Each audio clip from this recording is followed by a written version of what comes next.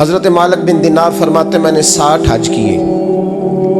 ایک حج کے موقع پر میں نے بڑا رش دیکھا، لاکھوں کا اجتماع ہوا. میری باتوں کی سمجھ تو آ رہی ہے نا آپ دوستوں؟ جو نہیں بول رہے انہیں بھی آ رہی ہے نا؟ اللہ جزا دے. کہتے ہیں لاکھوں کا مجمع تھا تو میرے دل میں خیال آیا. میں نے کہا اے اللہ، اتنے لوگ آئے ہیں، ان کا حج قبول بھی ہوا ہے کہ نہیں؟ فرماتے ہیں میں سوچ رہا تھا تو رات کو نا خواب میں نے کسی کہنے والے کو کہتے ہوئے سنا کہ سب کا قبول ہو گیا ہے. بلخ کا رہنے والا محمد بن ہارون بلخی ہے، اس کا حج قبول نہیں. فرماتے ہیں شہروں کے علیحدہ علیحدہ خیمے لگتے تھے. اب بھی آپ حج کرنے جائیں تو پاکستانیوں کی رہائشیں علیحدہ ہوتی ہیں، انڈین کی علیحدہ، بنگلہ دیش کے علیحدہ، مصری، یمنی، سب لوگ علیحدہ علیحدہ رہائشیں ہوتی ہیں، جھنڈے لگے ہوتے ہیں ملکوں کے. کہتے ہیں میں نے سویرے اٹھ کے ڈھونڈنا شروع کر دیا. ڈھونڈتا ہوں وہ بندہ ملے. کہتے ہیں جہاں بلخ شہر کے لوگ رہتے تھے وہاں چلا گیا تو میں نے لوگوں سے پوچھا تم میں محمد بن ہارون بلخی کون ہے؟ لوگ کہنے لگے وہ تو بڑا نیک آدمی ہے، پرہیزگار ہے، بڑے بولے بالے، بڑے اللہ والے، ریاض آپ کو بس ہم ہی جانتے ہیں، وہ تو بڑا نیک ہے، پرہیزگار آدمی.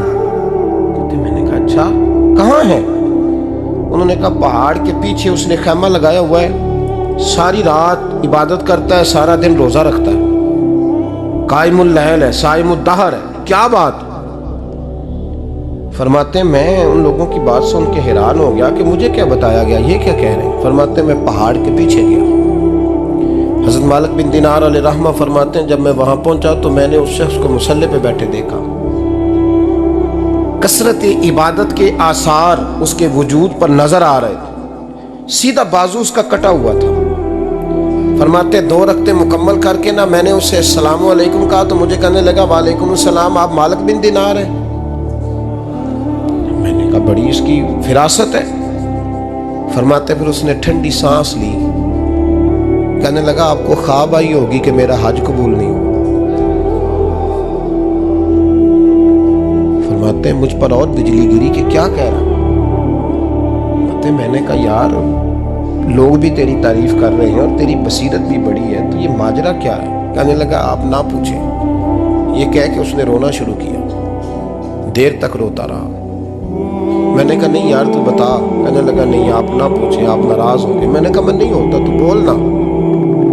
کہنے لگا حضور 24 سال ہو گئے مجھے حج کرتے ہوئے، 24واں حج ہے میرا، اور ہر سال کوئی اللہ کا ولی آ کے بتاتا ہے کہ جا چلا جا تیرا کوئی نہیں قبول ہوا.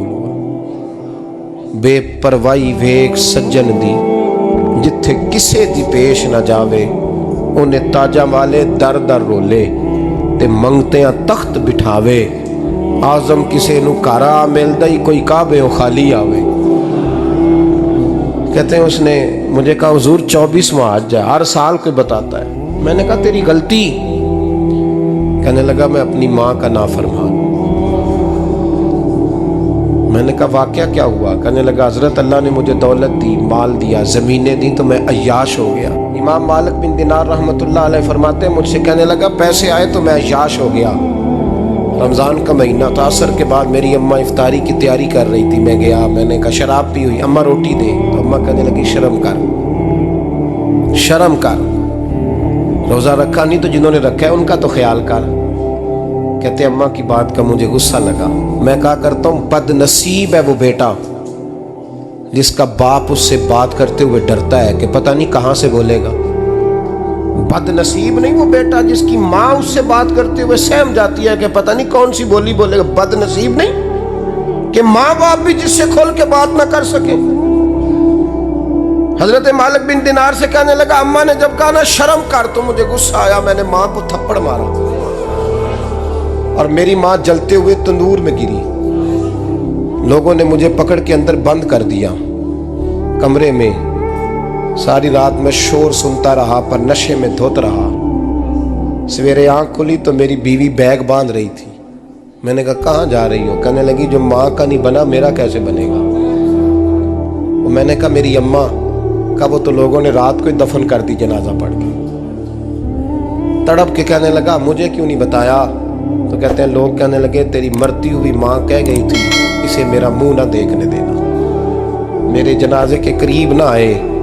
حضرت مالک بن دینار فرماتے ہیں جب اس نے یہ بات سنائی تو میں نے بھی اس کے منہ پہ تھپڑ مارا۔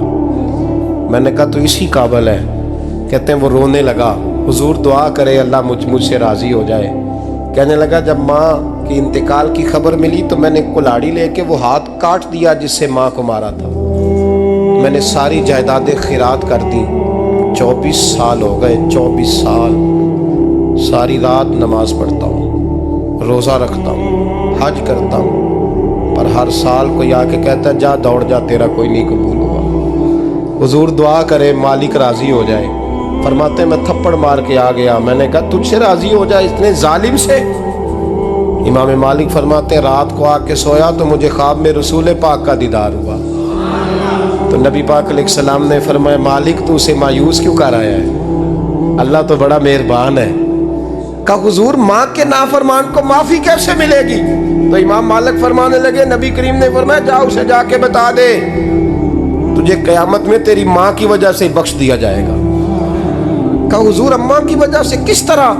تو محبوب فرمانے لگے اس کی ماں قیامت میں اس کے خلاف مقدمہ دائر کرے گی رب کریم کی عدالت میں، اے اللہ میں نے 9 ماہ پیٹ میں رکھا، درد سہ کے اسے جنا، جگر کا خون پلا کے پالا اور اسی نے مجھے قتل کیا۔